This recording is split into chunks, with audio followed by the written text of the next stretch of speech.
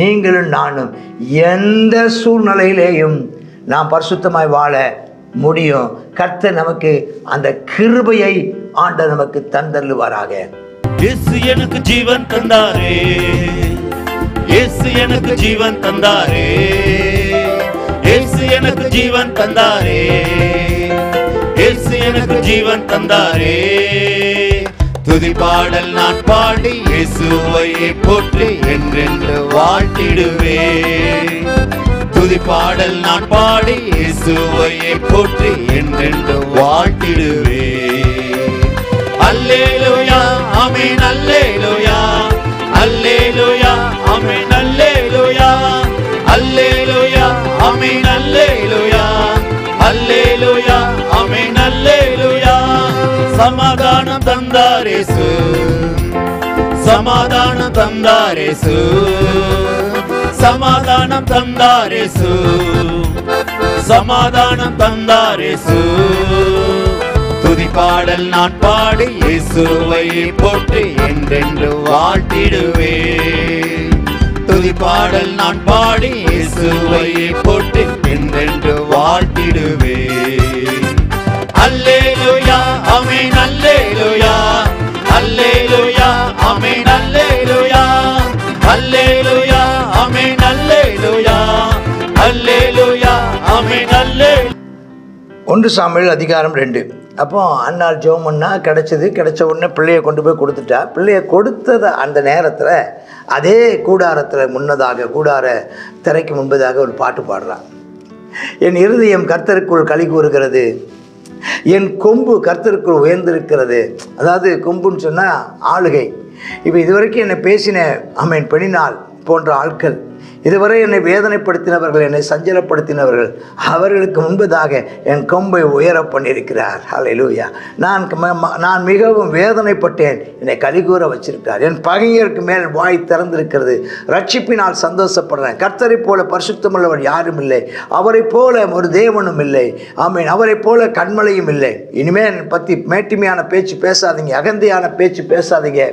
ஆமீன். ஸ்தோத்திரம். கர்த்தர் ஞானமுள்ள தேவன், ஞானமான தேவன். அவர் செய்கையெல்லாம் சரியான யதார்த்த உண்மையானவைகள். பலவான்களின் வில்லு முறிந்தது, தள்ளாடினவர்களோ பலத்தால் கட்டப்பட்டாங்க. வில்லு மேலே நம்பிக்கை வச்சவங்க எல்லாம் விழுந்து போனாங்க. கர்த்தர் மேல் நம்பிக்கை வச்சவங்க எல்லாம் கட்டப்பட்டாங்க. ஆமென். திருப்தியாக இருந்தவங்க அப்பத்துக்காக கூலி வேலை செய்கிறாங்க. பசியாக இருந்தவளோ நீ பசியாக இருக்க மாட்டாங்க. மறுபடியாக இருந்தவ 7 பிள்ளையை பெற்றா, அநேகம் பிள்ளைகளை பெற்றவளோ பெணினாலோ இப்போ பலட்சியமாக்கப்பட்டான். கர்த்தர் தான் உயிர்ப்பிக்கிறவர், கர்த்தர் தான் கொல்லுகிறவர், பாதாளத்திலிருந்து இறங்கவும் ஏறவும் செய்ய பண்ணுகிறவர். தரித்திரமடைய செய்கிறவரும் அவர்தான், ஐஸ்வர்யமடைய செய்கிறவரும் அவர்தான், உயர்த்துகிறவரும் அவர்தான், தாழ்த்துகிறவரும் அவர்தான். சிறியவனை புழுதியிலிருந்து எடுத்து எளியவனை குப்பையிலிருந்து ஆமென் ஸ்தோத்திரம் உயர்த்துகிறார். அவர்களை பிரபுக்களோடு உட்கார பண்ணுகிறார். மகிமையுள்ள சிங்காசனத்தை சுதந்திரிக்க பண்ணுகிறார். பூமியின் அஸ்திபாரங்கள், எல்லா அஸ்திபாரங்களும் கர்த்தருடையவைகள். அவரே பூச்சக்கரத்தை ஸ்தாபித்தார். பரிசுத்தவான்களின் பாதங்களை ஆமென் அவருடைய கால்கள் தள்ளாடாதபடி காப்பாற்றுவார். துன்மார்க்கர்கள் எல்லாம் இருளிலே மௌனமாகி விடுவார்கள். தன்னுடைய சர்வ பலத்தினாலே ஒருவரும் மேற்கொள்ள முடியாது. கர்த்தரோ வழக்காடுகிறவர். ஆமாம், கர்த்தரோடே வழக்காடுகிறவங்க நொறுக்கப்படுவாங்க. வானத்திலிருந்து அவள் மேல் முழங்குவார். பூமியின் கடையாந்திரங்களை நியாயம் தீர்த்து ஏற்படுத்தும் ராஜாவுக்கு பலன் அளிப்பார். அபிஷேகம் பண்ணவரின் கொம்பை உயர பண்ணுவார்னு ஆண்டவர் துதிக்கிறார். அவரை பின்பு எல்கானா ராமாவுக்கு தன் வீட்டுக்கு அண்ணாளை கூப்பிட்டு போகிறான். அந்த பிள்ளையோ ஆசான ஏழைக்கு முன்பாக கர்த்தருக்கு பணிவிடை செய்து கொண்டிருந்தான். என்ன பணிவிடை செய்திருப்பான்? அந்த இடத்த பெருக்கிறது, சுத்தம் பண்ணுறது. அவனுக்கு பலிபீடத்தின் உள்ளதாக போகிறதுக்கு பிரகாரத்துக்குள்ளேயோ பரிசுத்த ஸ்தலத்துக்குள்ளேயோ போய் வேலை செய்கிற வேலை அவனுக்கு இப்போதைக்கு அனுமதிக்கப்படுவது இல்லை. சிறு பையன் போகிறதில்லை. 12 வயசுக்கு பிறகு போகலாம். அதுவும் லேவியர்கள் மட்டும்தான் அங்கே போக வேண்டும். மற்ற இவன் எப்ராஹிம் கோத்திரத்தான். ஆனால் பணிவிடை செய்தென்றால் தண்ணீர் கொண்டு போயிருந்திருக்கலாம், விறகு கொண்டு போயிருந்திருக்கலாம், ஆடு மாடுகளை அவன் கொண்டு போவதற்கு அவன் உதவி செய்திருந்திருக்கலாம்.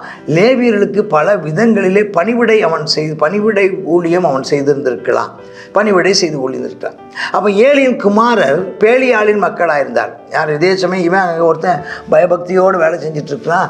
அங்கே அதே ஏலி ஆசாரனுடைய 2 பிள்ளைங்களும் ரொம்ப என்னடா அவனை என்னெல்லாம் பண்ணி டீஸ் பண்ணாங்களோ அல்லது அவனை மரியாதையாக வச்சுருந்தாங்களோ தெரியலை. கர்த்தர் அவன் மேலே ஒரு தயவு கிடைக்க பண்ணியிருந்தாரோ, அவனுக்கும் பிரியமாய் நடந்து கொண்டானோ, அல்லது அவர்கள் அவனை எப்படி ட்ரீட் பண்ணாங்களோ நமக்கு தெரியவில்லை. ஏதோ நடந்திருக்குது.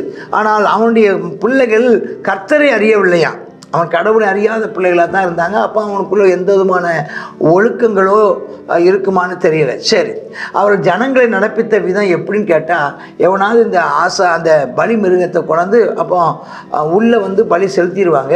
செலுத்திட்டு மீதத்தை வெளியே வாங்கிட்டு போவாங்க. வாங்கிட்டு போனதை போய் என்ன செய்வாங்க, அவன் வேக வைக்கும்போது அதை முக்கூறுள்ள ஆயுதம், இந்த சூலாயுதம் மாதிரி முக்கூறல். சூலாயுதம் எதுக்கு பயன்பட்டுச்சு இப்போ புரியுதா உங்களுக்கு? சூலாயுதம் அங்கங்கே வச்சுருக்காங்களா எதுக்கு? இந்த 3 முனை உள்ளதான அந்த கூறு உள்ளதான ஒரு ஆயுதம். அது இந்த சட்டியில் வேக வைக்கும்போது ஒரு குத்துவான். அதுலேருந்து வர்றதான என்ன செய்வானா அந்த இதை கறியை எடுப்பதற்கு பாருங்கள். அந்த முக்கூறு 3 நீளமாக இருக்காது, நடுவில் உள்ளது நீளமாக இருக்குது, இந்த 2 வளைஞ்சு இருக்கும். அதனால் குத்தி எடுப்பதற்கு வசதியாக இருக்கிறதான ஒன்று. சரி, அவன் அந்த பெரிய ஆடு மாடு அதெல்லாம் வேகும்போது அவனுடைய கறியை எடுப்பதற்கு குத்தியை வெந்துக்கிட்டு இருக்கும்போதே குத்தி எடுத்துருவானா. கொப்பரையிலாவது பானையிலாவது, கொப்பரை பானை புரியுதா, கொப்பரைலாம் பெரிய ஒரு மாடு போட்டு வேக வச்சிட்ருப்பாங்க.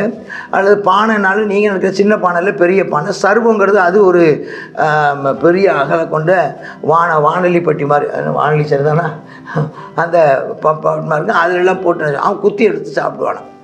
அப்போ அங்கே இருக்கிற ஜனங்கள்லாம் சொல்லுவாங்க, ஐயா கொஞ்சம் போடு, கொழுப்பை தகனிச்சதுக்கப்புறம் எடுக்கலான்னா அதெல்லாம் விட மாட்டான். ஆமாம், பொரிக்கக்கூடு, இறைச்சியை கொடு, பச்சை இறைச்சியே தந்துருன்னு சொல்லி வாங்குவாங்களாம். இப்படி அவங்க பலவந்தமாக ஆட்களை எடுக்கிறது மட்டும் இல்லை, வந்த பெண்களிடத்திலையும் பலவந்தமான காரியங்களை செய்து அவர்கள் மிகவும் வேதனைப்படுத்தினாங்க. இந்த நேரத்தில் பிள்ளையாண்டான் சணல் நூல் ஏபோத்தை தரித்தவனாய் கர்த்தருக்கு முன்பாய் பணிவிடை செய்தான். இதில் ஒரு காரியத்தை பார்க்கணும், கற்றுக்கொள்ள வேண்டிய மிக முக்கியமான ஒன்று, லேவியர்கள் செய்கிற சில பணிவிடைகளை இந்த தம்பி செய்திருப்பானோ அப்படிங்கிற ஒரு எண்ணமும் நமக்கு இருக்குது. ஏன்னா இவன் 2 பேரும் செய்யாத வேலையை அதற்கு ஆல்டர்னேட்டிவாக இந்த எப்ராஹிம் கோத்திரத்து இந்த சாமுவேல் அல்லவா. ஓ ஹல்லேலூயா. ஆண்டவர் பழைய ஏற்பாட்டு காலத்திலேயே ஆசாரித்துவம் எல்லாருக்கும் உரியது என்பதை உறுதிப்படுத்துவதற்கு இவன் இந்த சாமுவேல் ஒரு உதாரணமாக இருந்திருக்கிறார். அவனும் ஏபோத்தை சணல் நூல் ஏபோத்தை தரித்து பணிவிடை செய்திருந்தான்னா ஒருவேளை ஆசரிப்பு கூட பிரகாரங்களிலே செல்லும் பாக்கியத்தை அவனுக்கு கிடைத்ததோ. ஸ்தோத்திரம் ஸ்தோத்திரம் ஸ்தோத்திரம். அவனுக்கு அந்த வாய்ப்பு. அவனுடைய தாய் வருஷந்தோறும் செலுத்தும் பணியை செலுத்துகிறதுக்காக ஒரு சின்ன சட்டையை தச்சு எடுத்துகிட்டு போவாங்களாம். ஆமாம், எல்கானாவின் மனைவியாக அடுத்ததில் வரும்போது 2 பேர்த்தையும் ஆசீர்வதிக்கிறார். அதாவது அவன் சரியில்லைனாலும் ஊழியம் நடந்துக்கிட்டே இருக்குது. அவன் வாயிலேருந்து வர்ற வார்த்தைகளையும் கர்த்தர் கனம் பண்ணிகிட்டே இருக்கிறார். நல்லா இதை கவனிக்கணும்.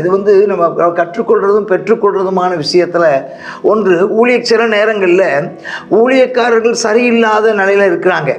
அவங்களுடைய பிள்ளைகளை சரியாய் வளர்க்காத ஒரு சூழ்நிலையில் இந்த ஏலி இருக்கிறாரு. ஆனாலும் அந்த ஏலியின் வாயில கர்த்தருடைய வார்த்தை இருக்கிறது. அந்த ஏலியினுடையதான ஜெபத்தை கர்த்தர் அங்கீகரிக்கிறார். அந்த ஏலி ஆசாரியனுடையதான ஆசீர்வாத வார்த்தைகள் அவன் ஒருவேளை அது ரெடிமேடான வார்த்தைகளாக இருந்தாலும், எல்லாருக்கும் சொல்கிற வார்த்தைகளாக இருந்தாலும், அந்த வார்த்தைகளையும் வல்லமைகள் குறைந்து போகவில்லை. அவன் அப்படியே கை வச்சு ஜெபம் பண்ணிட்டு, நீ ஒரு பையனை அவனுக்கு கிடைச்ச பையனையும் ஆண்டவர் கொடுத்தபடினால் உனக்கு இதுக்கு பதிலாக சந்தானம் கட்டளையிடுவாராகன்னு ஜெபம் பண்ணி அனுப்புகிறாரு. அப்படியே அந்த அம்மணி போனால் அந்த பிள்ளைக்கு 2 ஸ்தோத்திரம். அதுக்கப்புறம் ஒரு 3 பொம்பளை பிள்ளைகளும் 2 குமாரத்திகளும் பெற்றெடுத்தாங்கிறத பார்க்குறோம். இந்த பிள்ளையாண்டான் கர்த்தருடைய சன்னதியில் வளர்ந்து வர்றான். ஸ்தோத்திரம். 2வது. அப்போ அந்த ஏலி ரொம்ப கிழவனாக இருக்கிறான். அப்போ நிறைய வேலையை அவரால் செய்ய முடியாத அநேக பலிபீடத்து வேலைகளையும் அந்த கூடார ஆலய வேலைகளையும் அவன் தான் என்ன செஞ்சுருக்கிறான், செய்து கொண்டு வந்திருக்கிறான். இந்த 2 பேர் பினகாசுங்கிறவனும் அவங்க 2 பேரும் என்ன செஞ்சுருக்கிறாங்கன்னா, அவங்க 2 பேரும் ஒரு உண்மை இல்லாதவர்களாக இருந்து கூடார வாசல்லே அவங்க நினச்சிருக்கா கூடுகிற பெண்களோடு கூட தவறாய் நடந்து கொண்டாங்க. இப்படிப்பட்ட காரியங்களை செய்கிறது என்ன அப்படின்னு சொல்லி கேட்குறார். தான் மகனை பார்த்து ஏலி வந்து என்ன செய்கிறாரு, ஆமாம் வந்து தன்னுடைய பிள்ளைகளை பார்த்து கேட்குறார், எப்பா இப்படி செய்ய வேண்டாம்ப்பா, நீங்கள் செய்கிறது நல்லது இல்லைப்பா. ஆமென் ஸ்தோத்திரம். ஒரு மனுஷன் பாவம் செஞ்சால் நியாயாதிபதிகள் தீர்ப்பாங்க, கர்த்தருக்கு விரோதமாக பாவம் செய்யலாமாப்பா, அப்படி சொல்லக்கூடாதப்பா அப்படின்னு சொல்லி கர்த்தர் உன்னை சங்கரிப்பாருப்பா அப்படின்னு சொல்லி அவரை வந்து என்ன செய்கிறாரு, அவங்கள கடிந்து கொள்கிறார். ஆனால் அவங்களோ திருந்துற மாதிரி தெரியல. ஆனால் அந்த சாமுவேல்னு பிள்ளையாண்டானோ பெரியவனாக வளர்றான், கர்த்தருக்கும் மனுஷருக்கும் பிரியமாக நடந்து கொள்கிறான். அப்படி நடக்குது.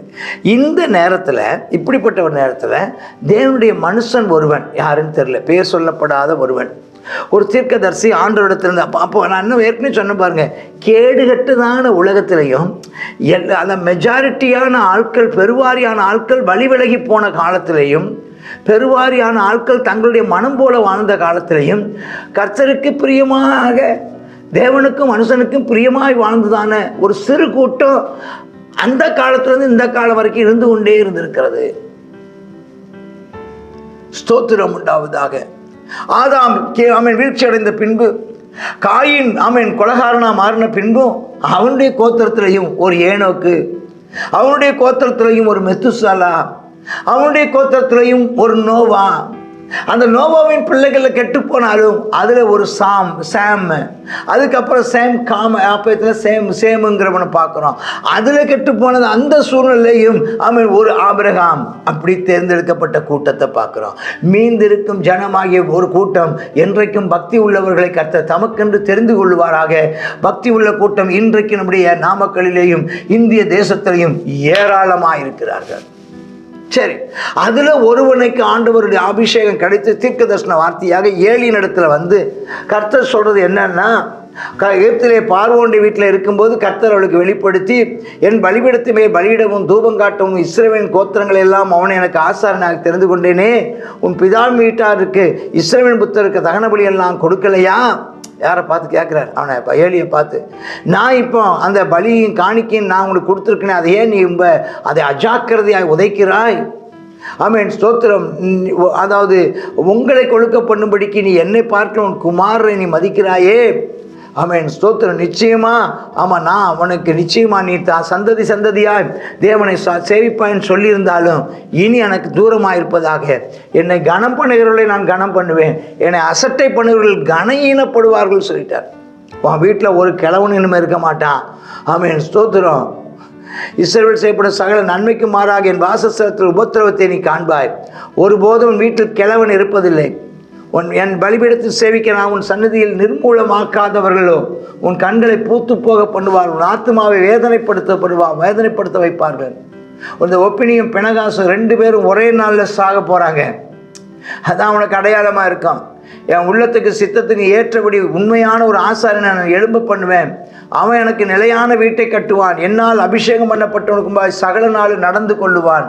இது ஒருவேளை சாமுவேலை பற்றி சொல்லப்பட்டிருக்கலாம்.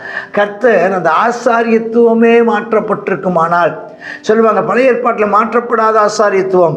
ஆனாலும் ஆமென் ஸ்தோத்திரம், ஆண்டவர் அதற்கும் ஆமென் புதிய ஏற்பாட்டுக்குள்ள ஆசாரியத்துவத்தை புறஜாதிகளுக்கு மாற்றுவதற்கு என்பதாக ஆசாரியத்துவத்தை லேவி கோத்திரத்திலிருந்தும் ஆண்டவர் என்ன செய்திருந்தாரா, மற்றவர்களையும் அங்கீகரித்ததை ஆங்காங்கே ஆமென் ஸ்தோத்திரம் காணப்பட முடிகிறது. கர்த்தர் சில தீர்க்கதரிசிகளை ஆசாரியத்துவ ஊழியம் செய்யவும் கர்த்தர் பயன்படுத்தி இருக்கிறார்.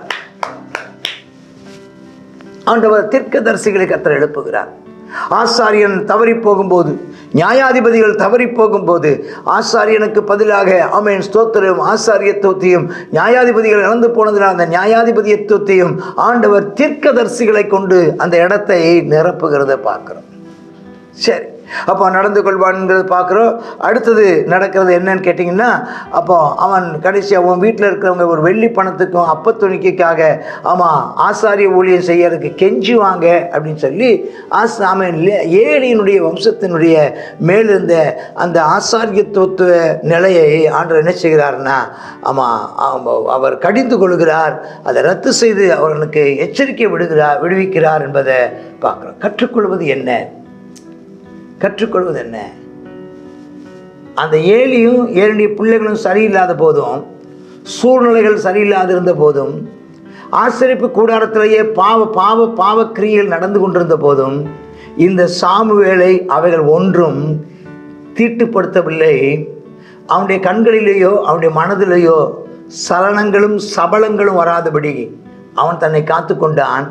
தேவனுக்கும் மனுஷருக்கும் ஏலிக்கும் பிரியமுள்ளவனாய் நடந்து கொண்டது போல நீங்களும் நானும் எந்த சூழ்நிலையிலேயும் நாம் பரிசுத்தமாய் வாழ முடியும். கர்த்தர் நமக்கு அந்த கிருபையை ஆண்டவர் நமக்கு தந்தருளுவாராக. நீ ஒரு பொருத்தனையின் மகன். கர்த்தர் இயேசு கிறிஸ்து உன்னை ஆசீர்வதிப்பாராக. ஆமேன், ஆமேன். God bless you. கர்த்தருடைய நாம மகிமைப்படுவதாக. 1 சாமுவேல் 2வது அதிகாரத்தை பார்க்குறோம். இந்த 2வது அதிகாரத்தில் அன்னாளுடையதான மகிழ்ச்சியின் பாடலை இதில் நம்ம பார்க்குறோம். அவர் என்ன செய்கிறார்? அவர் என்ன செய்கிறார்? தரித்திரம் அடைய செய்கிறது அவர் தானா? ஐஸ்வர்யம் அடைய பண்ணுகிறது அவர். தாழ்த்துகிறவர், உயர்த்துகிறவர். சிறியவனை புழுதியிலிருந்து எடுத்து எளியவனை குப்பையிலிருந்து உயர்த்துகிற தேவன். ஆமேன். அது மாத்திரம் இல்லை, பிரபுக்களோடும் அந்த உயர்த்தப்பட்ட அந்த எளியவனையும் சிறியவனையும் பிரபுக்களோடும் அவன் பெரிய சிங்காசனத்தில் அமர்ந்திருக்க செய்கிற தேவன். அவன் இந்த தேவன் தான் நம்முடைய தேவனாக இருக்கிறார். நம்மை ஆசீர்வதித்து நம்மை உயர்த்துகிற தேவனாக இருக்கிறார். அது மட்டும் இல்லாமல் இதில் சாமுவேலை எப்படி கர்த்தர் ஆசீர்வதித்தாருங்கிறதை நம்ம இதில் பார்க்குறோம். தேவனை அறியாத இருந்த அந்த சூழ்நிலையிலையும் அவன் சாமுவேலை குறித்ததான ஒரு நல்ல ஒரு தீர்க்க தரிசனம். சாமுவேல் ஏலிக்கு முன்பதாக என்ன செய்தானா? பணிவிடை செய்து கொண்டிருந்தான். ஒரு நல்ல ஒரு தேவனுடையதான ஒரு பயபக்தியோடு வளர்ந்தான் அப்படின்னு சொல்லி பார்க்குறோம். அது மாத்திரம் இல்லாமல் அவங்களுடையதான ஏலியினுடையதான குடும்பத்தின் சாபம் மிகவும் மோசமான சாபமாக இருக்குது. பால வயதில் செத்துருவாங்க, ஒரே நாளில் செத்து போயிடுவாங்க. அது மாத்திரம் இல்லை, உன்னுடையதான சந்ததி என்ன செய்வாங்க? ஒரு வெள்ளி பணத்துக்கும் ஒரு அப்பத்துக்கும் என்ன செய்வாங்க? மற்றவங்ககிட்ட வந்து என்ன ஆசை ஊழியத்தான்னு சொல்லி என்ன செய்வாங்க? அவனிடத்துல வந்து சாமுவேல் இடத்துல வந்து கெஞ்சுவார்கள் அப்படின்னு சொல்லி சொல்லப்பட்டிருக்கிறது. அப்படிப்பட்டதான அந்த சூழ்நிலையிலையும் அவன் கர்த்தர் சாமுவேலை ஆசீர்வதித்தார். சாமுவேலை அவன் இந்த நாளில் ஆண்டவர் சொன்னார், சாமுவேலை குறித்து சொல்லப்பட்டிருக்கிறது, என் உள்ளத்துக்கேற்ற என் சித்தத்தை செய்கிறதான ஒரு உண்மையுள்ள ஒரு ஆசாரியை நான் என்ன செய்வேன்? எழும்ப பண்ணுவேன். அவனுக்கு நான் நிலையான வீட்டை கட்டி கொடுப்பேன்னு சொல்கிறேன். இன்றைக்கி நம்ம தேவனுக்கு பயந்து நடந்தா, கர்த்தருக்கு பிரியமாய் நடந்தா, அவரை விருப்பப்படுத்தினா, அவருடைய சித்தத்தை நாம் செய்தா, கர்த்தர் நிச்சயமாய் நம்மை உயர்த்துவார், நம்மை ஆசீர்வதிப்பார். ஜெபம் பண்ணுவோமா? அப்பா ஸ்தோத்திரம். அந்த நாளிலும் கர்த்தாவே ஆமென். அப்பா சாமுவேலை உயர்த்தின தேவன் கர்த்தாவே, அந்த ஏலி அப்பா ஸ்தோத்திரம் அவனுடைய குடும்பத்தார் செய்ததான அந்த காரியங்களை குறித்து நாங்கள்ப்பா ரொம்ப ஆமீனப்பா ஸ்தோத்திரம் உம்முடையதான மன குமுறல்கள் வேதனைகளை நாங்கள் பார்க்குறோம் தகப்பனே. அதன் நடுவில் கர்த்தாவே சாமுவேலை நீர் கர்த்தாவே தெரிந்து கொண்டு அப்பா ஸ்தோத்திரம் உம்முடைய ஊழியத்தை செய்ய நீர் கர்த்தாவே ஆமீனப்பா ஏற்படுத்தி நீரப்பா அவன் உம்முடைய சித்தத்தை செய்யவும் ஆமேனப்பா ஸ்தோத்திரம். நான் அவரை ஏற்படுத்துவேன்னு சொன்னீங்கப்பா, நிலையான வீட்டை கட்டி கொடுப்பேன்னு சொன்னீங்கப்பா தேவனே. ஆமாம், இந்த நாளிலும் கத்தா உமக்கென்று உண்மையும் உத்தமமாய் வேலை செய்கிற உம்முடைய பிள்ளைகளுக்கு நல்ல ஒரு ஆமீனப்பா ஆசீர்வாதத்தையும் நிலையான கத்தா வீட்டையும் கத்தாவே நன்மையையும் ஆமேனப்பா ஸ்தோத்திரம் ஆண்டவரே கிருபையும் ஆசீர்வாதத்தையும் தொடர செய்ய வேண்டும் என்று செபிக்கிறோம் கத்தாவே. ஸ்தோத்திரப்பா ஆமேனப்பா. உண்மை பின்பற்றும் போது நீர் கத்தாவை சொல்லியிருக்கிறப்பா அப்பா ஸ்தோத்திரம் துன்பத்தோடு கூட அவன் 100 மடங்கு இந்த பூமியில் ஆசீர்வாதம் நித்திய ஜீவனையும் தருவேன்னு சொல்லியிருக்கீங்க கர்த்தாவே. இதற்கு ஈடு என்ன எதுவும் இல்லைப்பா.